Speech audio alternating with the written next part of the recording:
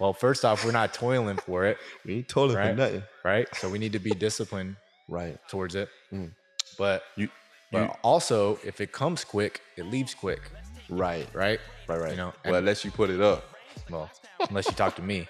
Unless you talk to you. You're right about saying No, it. Yeah. but unless you talk to me. But no, and you know, I'm paraphrasing the scriptures, but it's Right. you know, it talks money that comes quick, Right. will go quick, Right. and money that's built diligently over time will stay, and it will endure, and it will be there for generational wealth.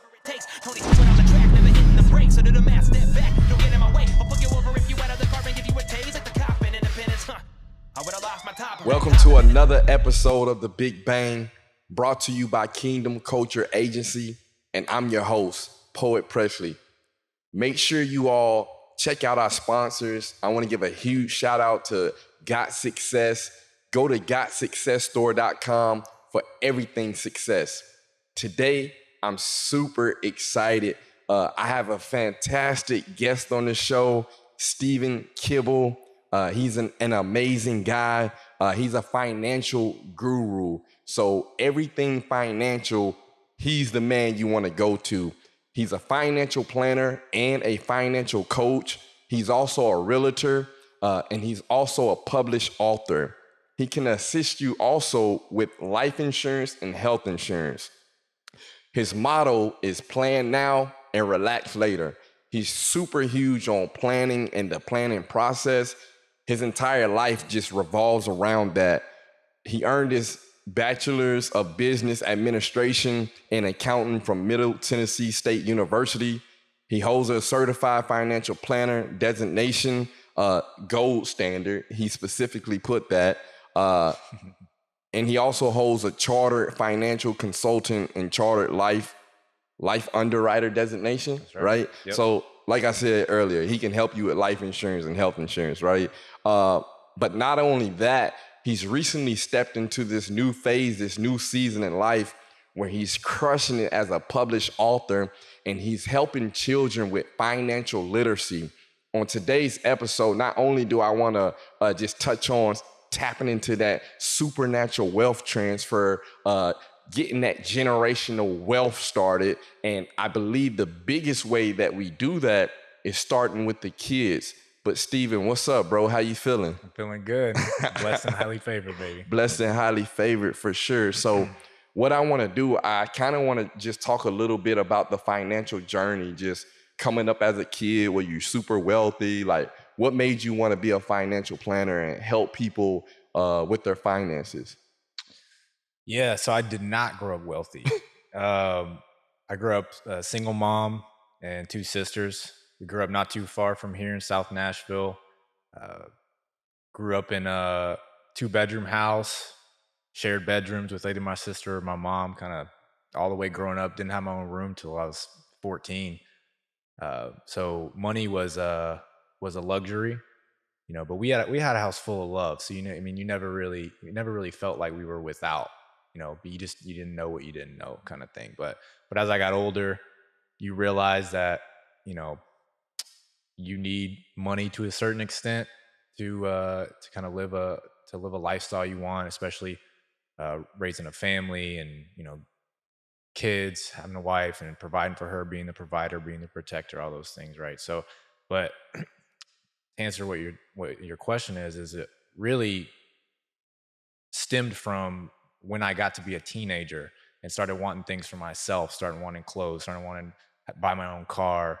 So I had to go out and get a job. And then, you know, my mom didn't really understand how money worked. So I kind of had to take it upon myself to go out and learn how money worked. I loved reading, so that really came easy to me. Just started picking up books, a lot of finance books, and reading.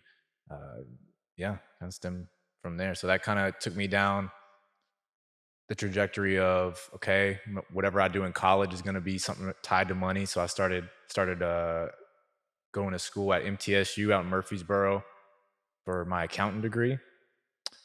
While I was going to school, I got a job at a bank and started working my way through school. I was determined not to have loans, was anti-loans. You didn't leave school with no loans? No loans, not a single dollar. Yeah, so I paid my way through school. Took me a little bit longer, but you know, I did school part-time, and worked full time so I could pay for it. So ended up graduating, but just through the course of working at the bank and progressing there, ended up getting licensed to manage investments, and took me down just a different path. Instead of accounting, I decided I didn't want to sit in an office and do bookkeeping and accounting. I really wanted to meet with people, kind of discuss their finances. And then once I started doing that, it kind of got a step further. Was I wanted to do more comprehensive planning, Right. right? What is that? So comprehensive planning is the way I explain it to people is it's anything that money touches. Mm. That's how I look at it. So there's 7 main types of planning when you're talking about financial planning. You've got cash flow Right. planning. That's going to be savings, budgeting, the flows of your money, inflow and outflow of money. You got investment planning, which is kind of self-explanatory. You're looking at strategy for your money and how you're investing it. You got insurance planning, so risk management, that you touched on a few of them. You got life insurance, health insurance, disability, long-term care, the whole shebang, auto, homeowners. So really just protecting your wealth, right?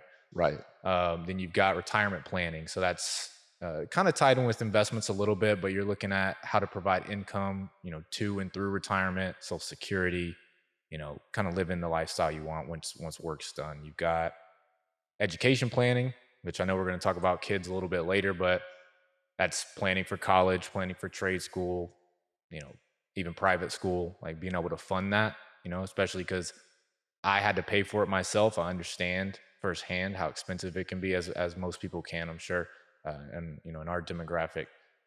And then you got estate planning, so that's going to be trust, wills, how you pass your assets on, how you reduce taxes as much as you can when doing so, and making sure that your money is in alignment with your wishes when you do pass. And then finally, taxes. Everybody knows about taxes, but tax No, they planning. don't. So, People going to well, jail for taxes right now.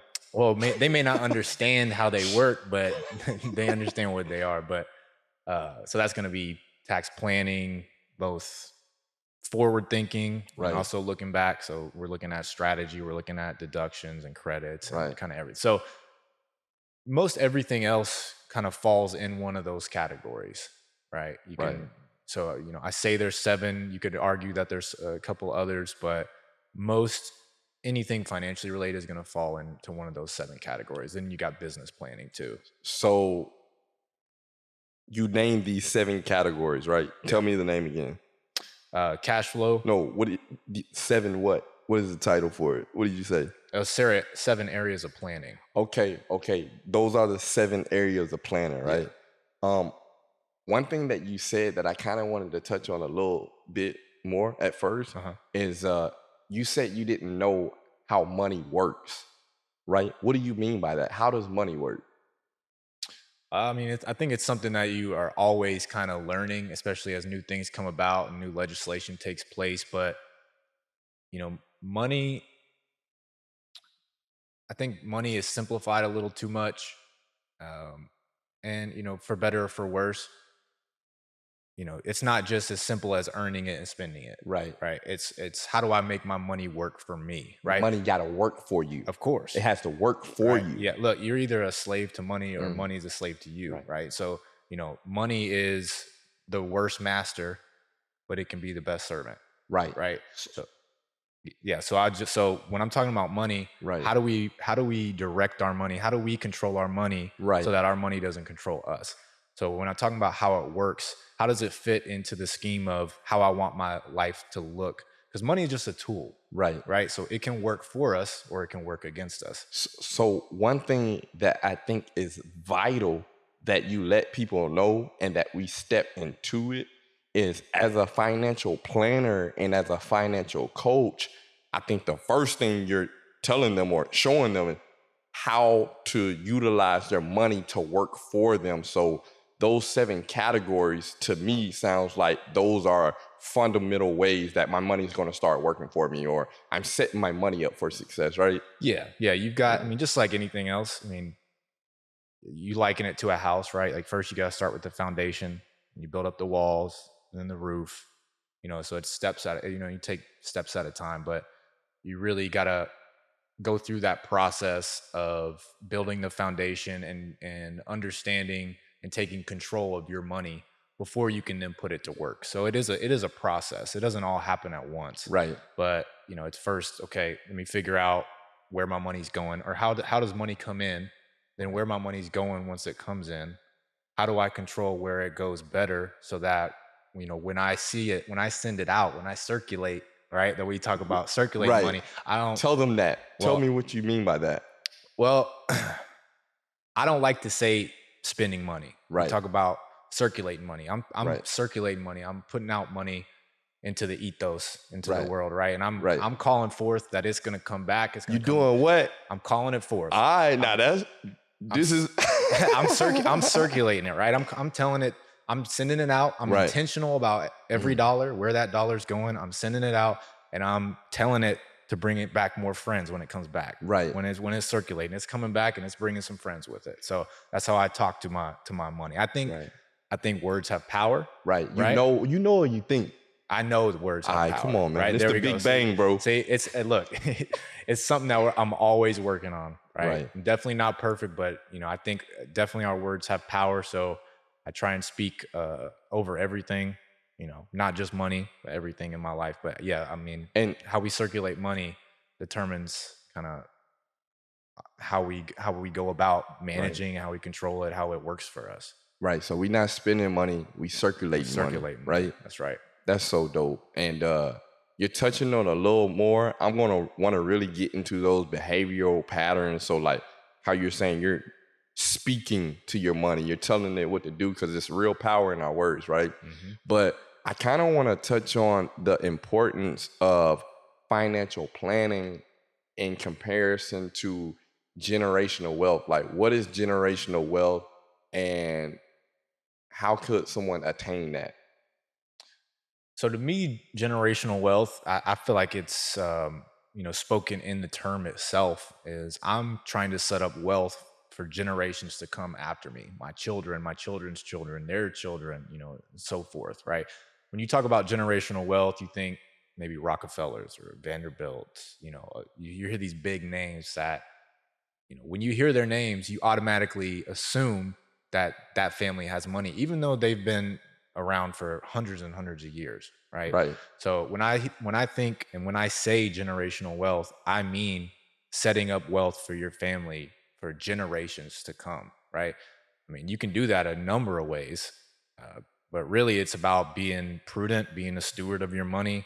I mean, estate planning is really big with that. Life insurance is a great way to build generational wealth. Investing certain assets and tax planning. I mean, again, that's why it's comprehensive planning, because too often people segment different parts of their plan. Right. I'm gonna have an investment advisor for this. I'm gonna have an estate attorney for this. I'm gonna have a CPA help me with this. And those are good things to have. Those are good people to have in your corner. And I'm not saying that you need to have one person that does everything. But when I'm planning for clients, I act kind of like a quarterback, right? Like You're a quarterback. Yeah, I'm the quarterback. So I work with their CPA, their attorney, their banker, their insurance agent, or whoever that is, to kind of coordinate all that, because you start talking about investments. Well, if you're investing, you make some money and you go to take that money out, you got to deal with taxes, right? When you're passing on assets, you got real estate, you've got insurance, you've got some investments. When you pass away, when that inheritance comes, you're gonna have to deal with some taxes in certain circumstances, right? So all these things flow and work together. So when I say comprehensive planning, that's what I mean. Is Right. everything is interwoven, right? They're not, too often people look at it, segment it, and compartmentalize it, but they all work with each other. Right. We talking to the expert right now. He's really tapping into it. I kind of want to dive a little deep into financial coaching, right? I want to talk about how you actually coach. You mentioned you being a quarterback, right? But that's more on the financial planning side. So what do you do as a financial coach, and how do you help your clients? Yeah. Yeah, I mean, planning and coaching is a lot different. So planning is a lot of strategy, a lot of data gathering, analysis, and kind of forward thinking. And coaching is a lot more behavioral and Right. psychological, mindset driven, but it is also educational in Right. nature because you're teaching the basics. We talked a little bit about foundation of finances. And so within planning, you've got your foundation, but even before that, you've got to have some degree of financial literacy and understanding, things like compound interest, Right. right? Understanding home ownership, how to go about building your credit score, Right. right? And buying a home. Right. How do you pay off debt, right? Right. And how do I manage the money? How do I build an emergency fund? How do I build a budget, right? Right. So coaching is going to be more tied to those things where it's basic level finance, where we're teaching you how to get control of your money, Right. right? We talked about that a little bit with the planning side, but in order to get control of your money so it doesn't control you, Right. you got to have a budget. You got to have these emergency That's funds. fundamental. Yeah. If you ain't got that, you tripping. Yeah, and so I mean, and with coaching, that's what I'd liken it to. Is it's the fundamentals, right?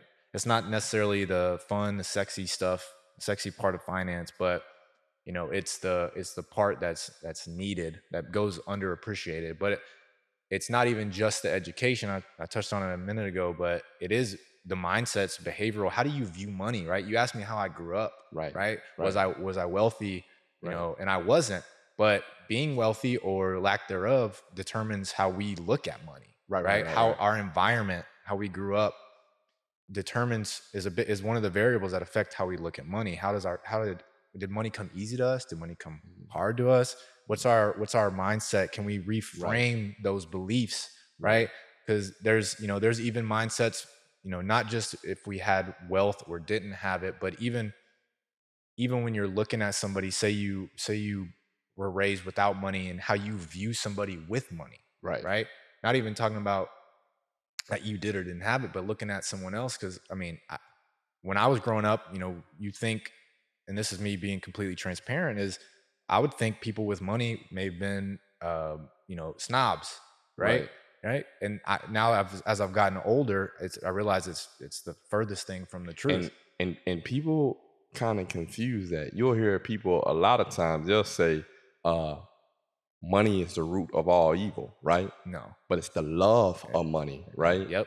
So even you got people who are blessed, quote unquote, but they ain't even they supposed to be abundant. They not even getting it because they thinking that money is evil. Yeah. And again, that's another belief that Right. we have to reframe, right? Right. It's funny, my wife we live out in Thompson Station now, but Right. my wife's from Franklin, and I grew up in Antioch. You good? Wait. Lower Antioch, baby, LA. Yeah. No, but my wife, when we met, she was like, I want you to move. Let's get a place in Franklin. I was like, I don't want to live in Franklin. I don't want to live out there with all the people. That what you were saying? Yeah. You felt that way? Yeah. And boy, living good now. I'm blessed for sure. But I couldn't have had a worse attitude towards it. And again, that comes back to, that had nothing to do with my education on money. That had everything to do with my behavior or my mindset towards money. That's how psychologically I viewed money. Like psychologically, I viewed money as inherently evil, right? Or bad or immoral, Tripping. right? But yeah, exactly. Tripping.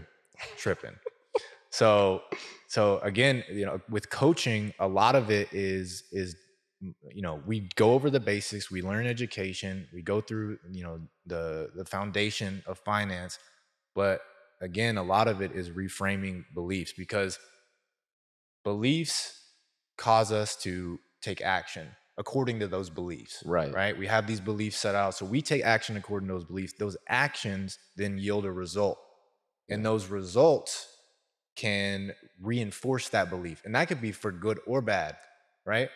Say it again, but this time I want you to break it down, because I feel like you're dropping jewels right now that if they're taking notes, you just gave us the steps, right? Yeah. One more time, brother. So for better or for worse, right? We have beliefs, right? We grow up with them. due to our environment, due to our association, due to our education, or whatever that is, we have beliefs. Those beliefs make us act in a certain way. And this Right. isn't even just to money. This isn't just to finance. This is Right. just life. Yeah. We have these beliefs that cause us to take actions. Then in turn, we take those actions, they yield a certain result. And then the results reinforce those beliefs. Right. Right. So Right. let's take it. Oh man, What? money is evil. I don't need to worry about getting money. You know, Yeah. I'm never going to be able to get money. Right. Right. Because it's bad. Okay. So what is that? So that belief causes us to take what action? Probably no action. Right. Right. We're not taking action towards abundance, towards Right. wealth. Right. So then that action of not taking action, right, and not having wealth, then the reaction from that, or what the results that are yielded, or is that I still don't have money. You can't even attract it. Yeah.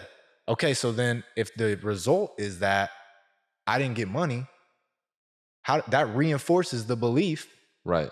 that money's not for me. So at the core, when you're helping someone starting off as a coach, one of the biggest things is renewing their mind. Do you do that a lot? Yeah. Renewing their mind. Yeah. And there's a certain process we take, and it's different for everybody.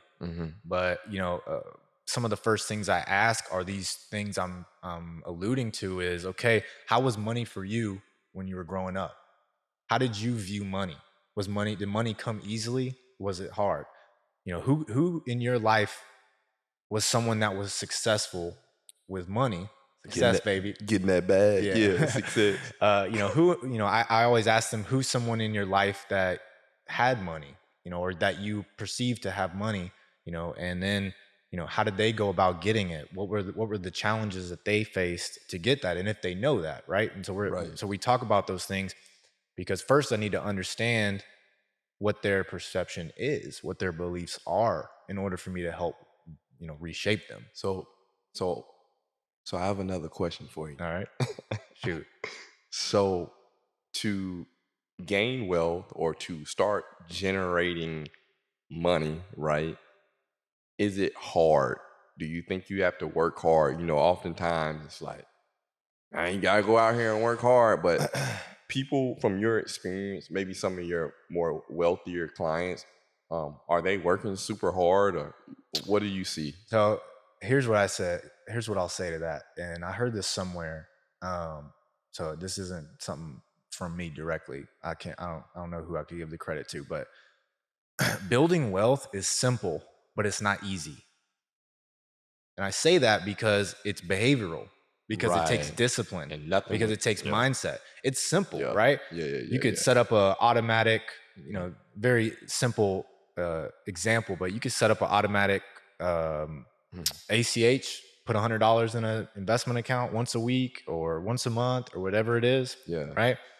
But when times get hard, are you going to keep at that? Are you going to keep doing that? Right. Because it's simple to set that up. It's kind of a set it and forget it. And it's something I encourage people to do. But is it easy when something happens, right? And oh man, my car broke down, right? Or my HVAC went out, or my dog's sick, or whatever. It's life happens, right? Life happens. Do we then stop and become undisciplined in our approach, right? And that's why we have other things in place to help with that, like an emergency fund, for instance, right? So where we spoke about that, so we need that in place so that when these things inevitably happen, we can continue the plan as planned, right? So that's why I say it's simple, but it's not easy, because we're human. We have these human behaviors, these characteristics and these emotions that get in the way. Right? Because money is not all math.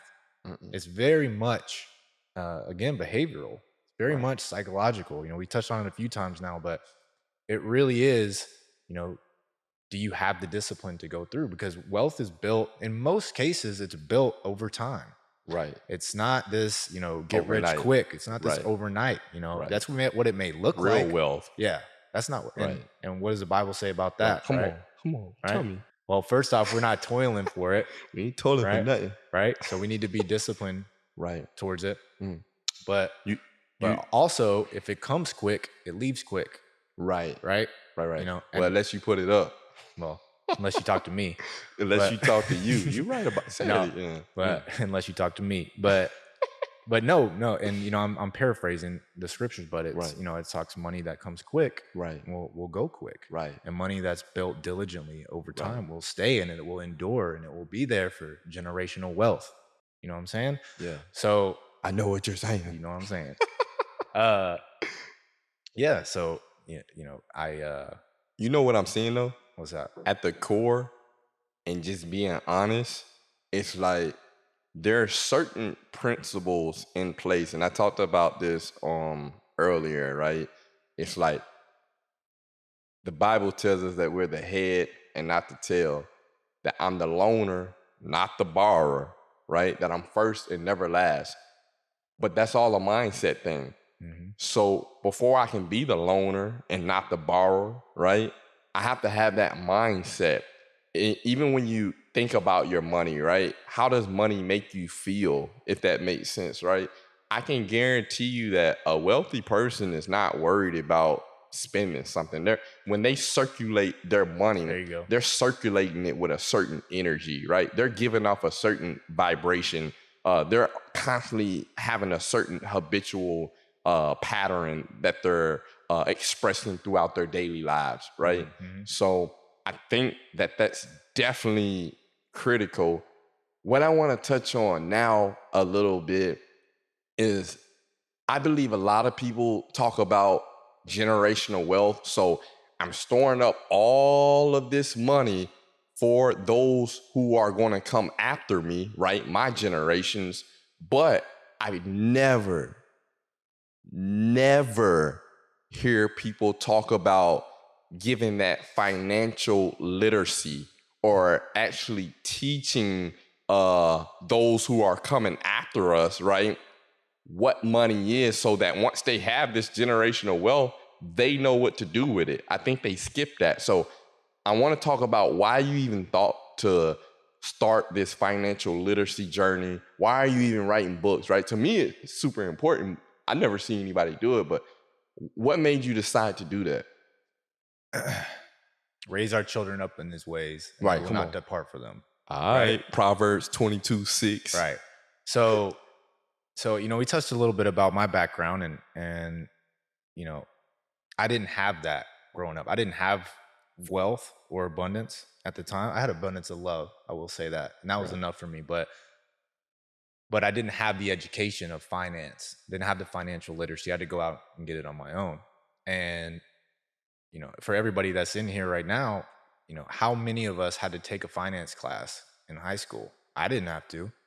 A lot of places don't make you or even offer them to They you ain't in high teaching you school. about money, bruh. They're teaching us algebra, they're teaching us geometry and trigonometry and all these things. But how do I build a budget? Right. How do I build my credit? Right? Like, what are these like what are these important decisions that are going to affect the rest of my life and that actually affect me in life? Right? Like, you take geometry, did you take algebra, you take any of these classes? When is the last time you used them? Right? When the last time you used any of them? That's what I'm saying.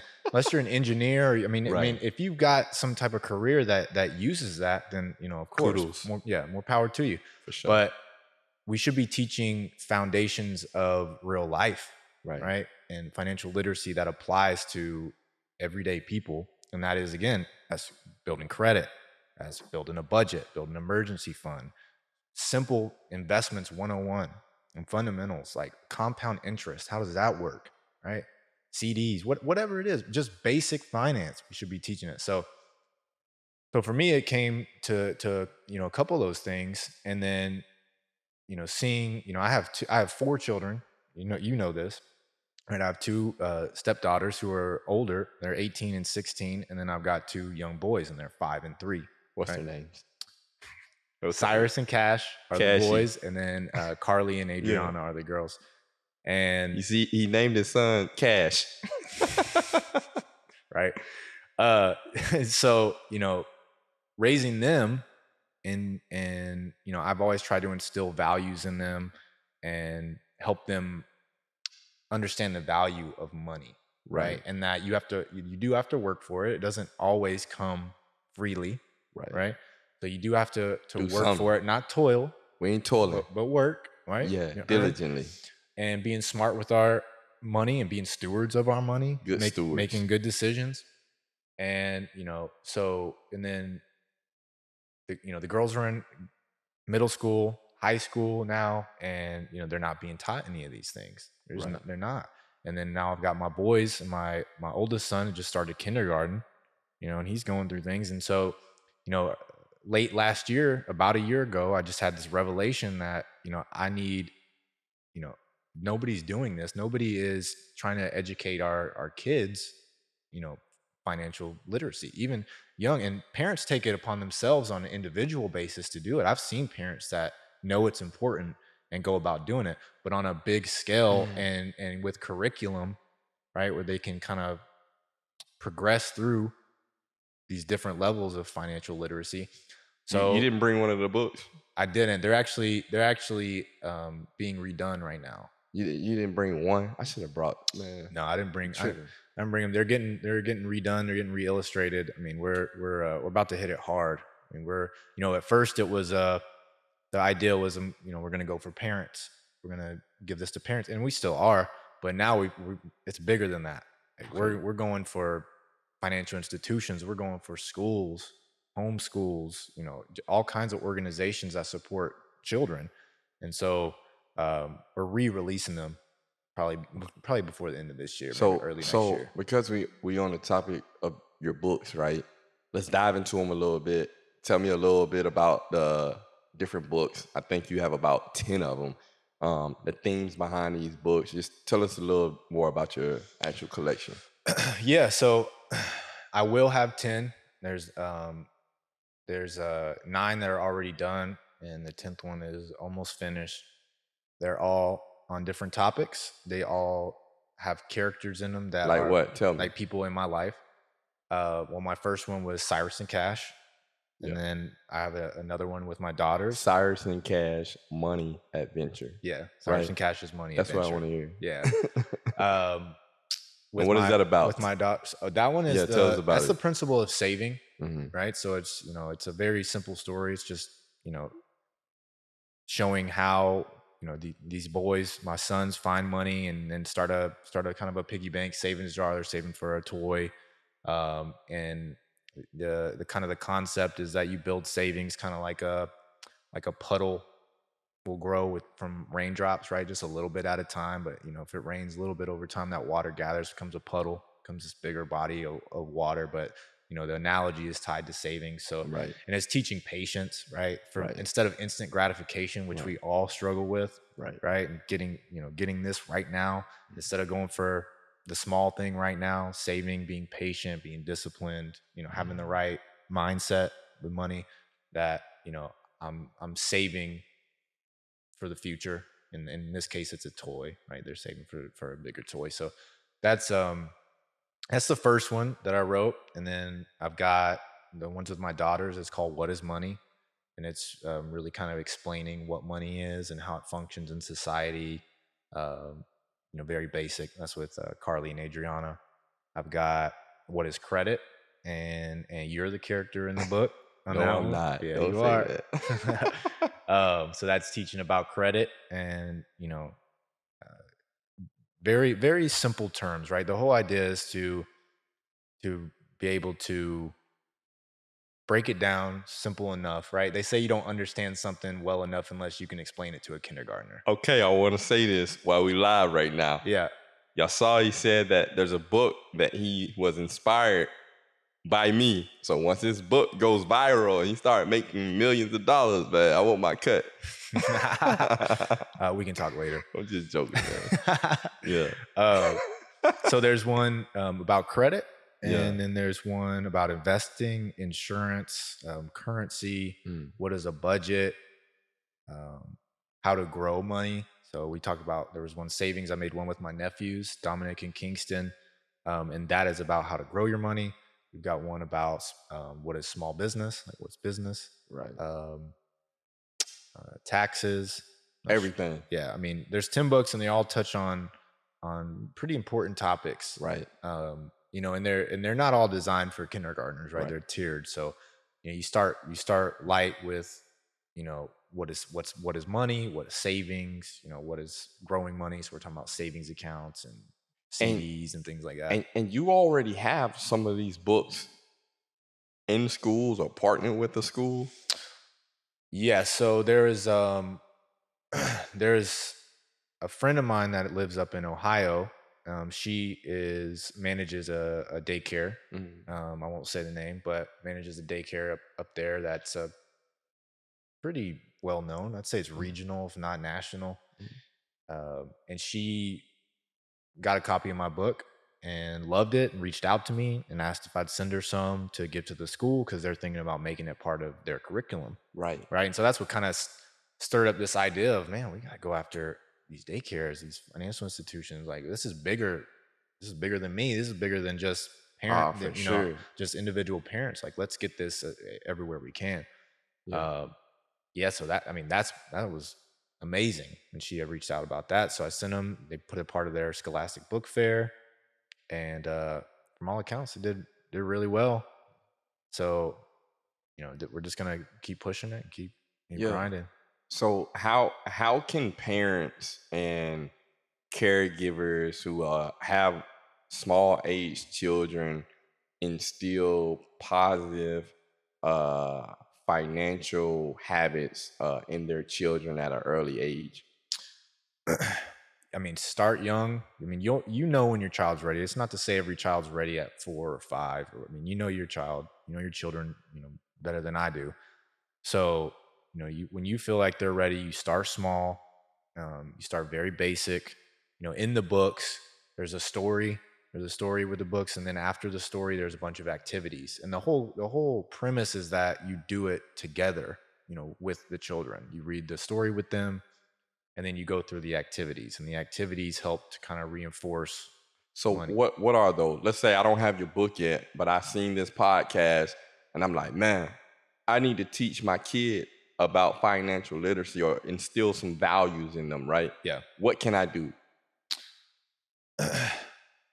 So of course, again, start young. I think for me, what I do, I'll tell you what I do is especially my kindergartner now, is he's 5, so I think that's a good age to start if you feel your child is ready.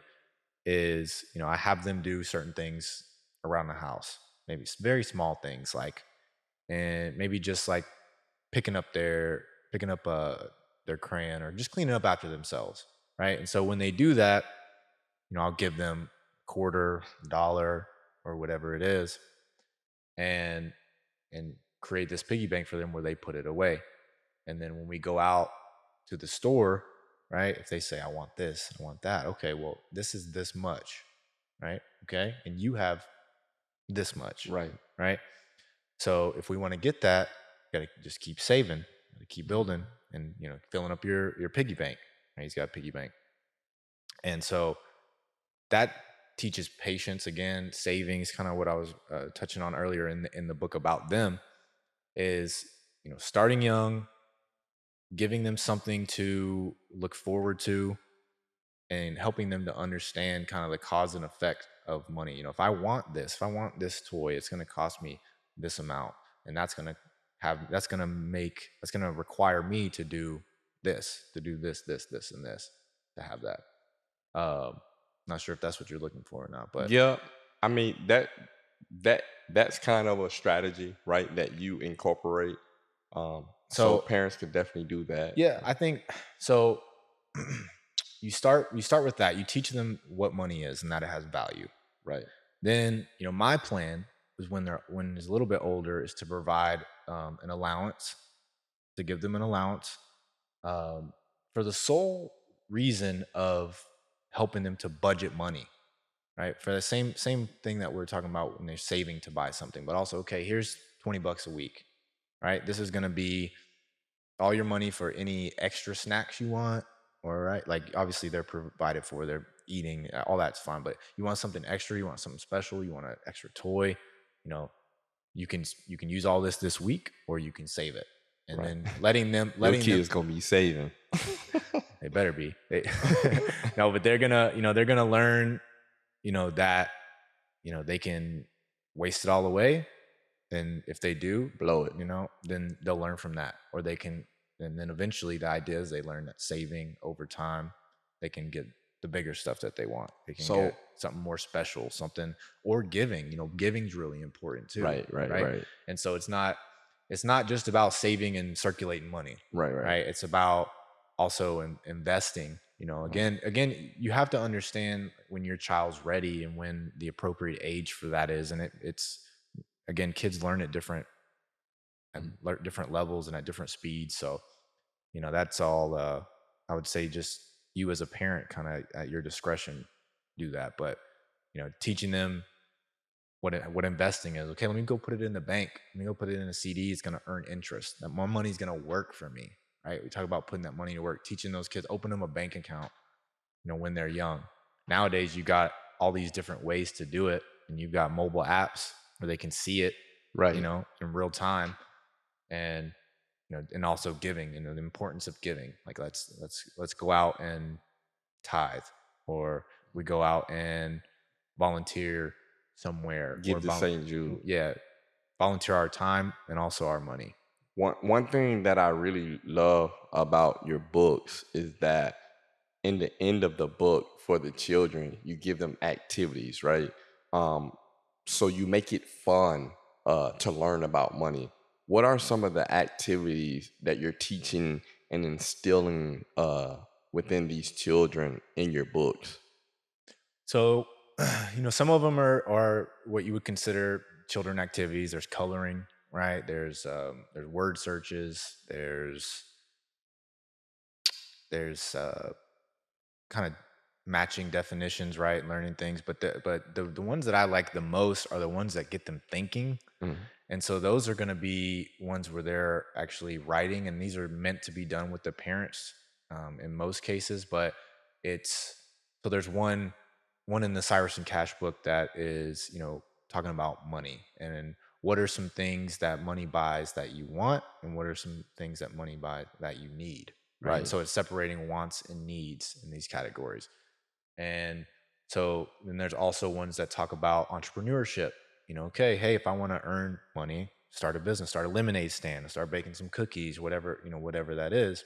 So then it's okay, if I want to sell cookies, what I'm going to sell them for.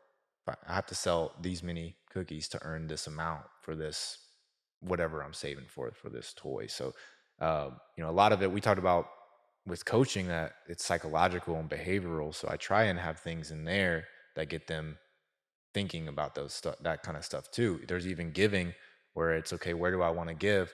Why do I want to give to them? Why is it important that I give to there'll be three boxes where, okay, I want to give X% of my money to these places. Okay, I want to give it to this, and this. Well, why is it important for me to give my money? And then why do I want to give it to this particular place? Whether that's a person, right? Maybe it's I just want to buy my mom flowers, right? Or I want to give to charity, or buy my brother a toy, or whatever it is, whatever they're wanting to give. Why do you want to do that? So Right. so a lot of the activities are about getting the child to think, again, how money works, how I can use money to both help myself and help others.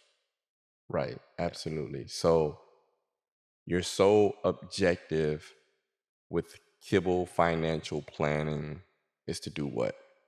What's your mission in life? Oh man, I got so many missions, like a 10-lane highway. But biggest thing is education. I'd say that's for adults. That's with the planning, that's with the coaching, that's with the literacy, is educating people, empowering them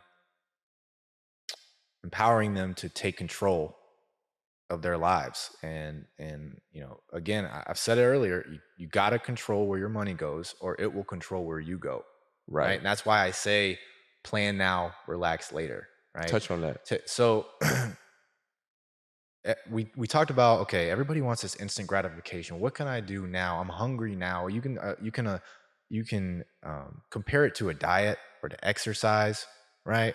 you know Exercising isn't always fun, but the result's good, right? Always. Eating right isn't always fun, but the Always. result is good, right? When I go through life, I'm always thinking about future Steven. How's this going to affect future Steven? This what I'm eating right now. How often? How often? Can you tell me what you ate 10 days ago? Yeah. What did you eat 10 days ago? My days are pretty much consistent. In the morning, we're juicing and fruit. I know I drank some healthy juice and I ate some sort of fruit for a fact. Okay, so then let's If go. it was on a Wednesday, it was char. It was fried chicken. Okay. Right? Yep.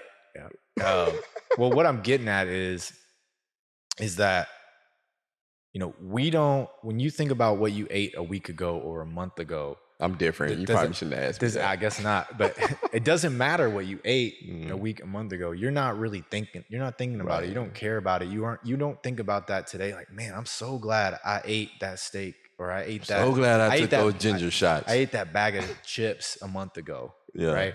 Like you're now dealing with your past actions, right? Whether that's good or bad, Right. Right. If you dieted terrible, if you didn't exercise, like you're feeling it now. And the true could be said about the opposite. If you dieted right and you're exercising, you're reaping those benefits. You now. what you sowed. So when I go about anything in life, it's how's this going to affect future Steven?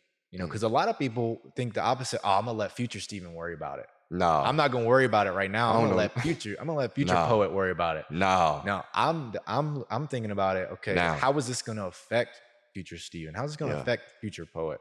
Going with I think everything. that's a tactic you should use. That's one of the things I talk about when I'm doing coaching. Is let's reframe to think about a year ago, if you could go back, would you change these decisions? I've never had somebody say no.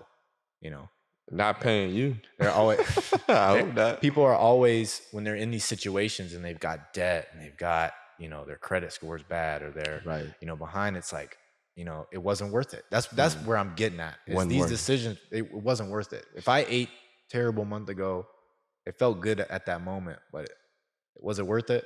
No. So getting back to it is, that's the whole concept around plan now, relax later. Right. I'm focusing on now. I'm putting in a plan. I'm being intentional. I'm being diligent and disciplined with where my money goes, how I circulate my money. Right. And so it's plan now so that I can relax later. And now when that time comes, all this sacrifice or, that we've put in with our money, now we can reap the benefits. We planted the seeds. Right. We watered it. We watched it grow. We got it sunlight. Now I got a question for you. we can collect the harvest. Yes, sir. Yeah. So does it matter your occupation or what you do to build wealth? Or can the guy who works at the gym 9 to 5 join you as a client in comparison to the lawyer who... Yeah. Of course. Can anybody work with you? Yeah, anybody can work with me, and anybody can achieve, financial independence and financial freedom and build wealth. Simply put, it's about, can I spend less than what I'm making? Can I live a lifestyle where I have cash flow to then let that money work for me, whether that's investments or savings or... So you can help anybody. I can help anybody. Okay, so how do you know when you're on the right path for financial freedom? Are there any indicators or signs from your experience that if it looks like this, you're on the right path? If it looks like that, you got that bad food in you, you probably want to turn around. Yeah, the easiest way is, are your assets building and are your liabilities decreasing? Right? If they're doing the opposite, then you got a problem, right? That's lit. Right. So, and that's real basic. That's lit. Real simple. That's simple. You want to see the assets growing. You want to see those liabilities going away. What are some assets? Investments, real estate, certain insurances,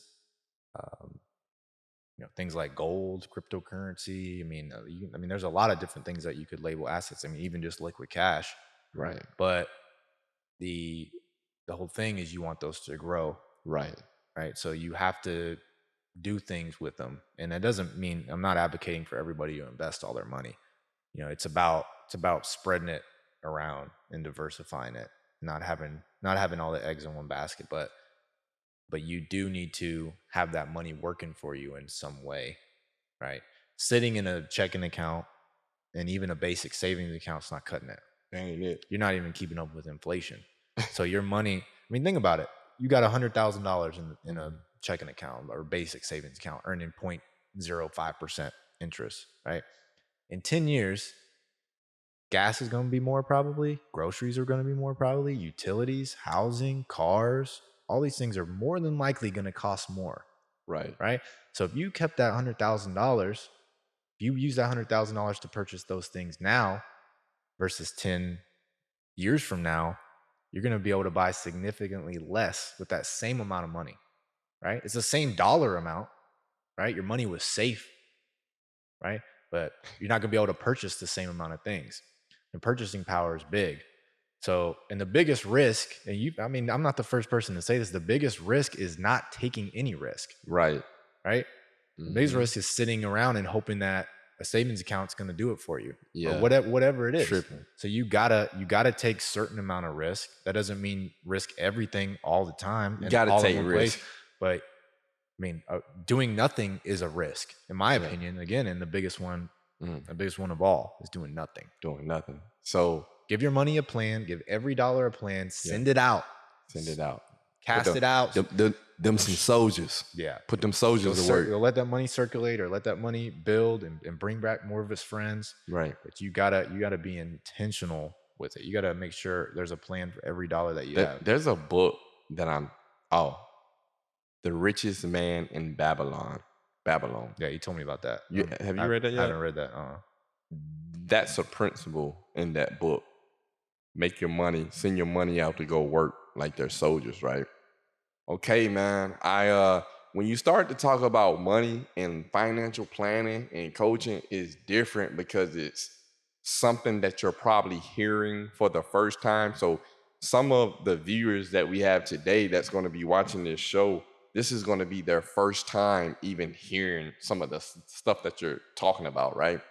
But it's super critical that they know that you definitely want to make sure you become more literate on your finances, right?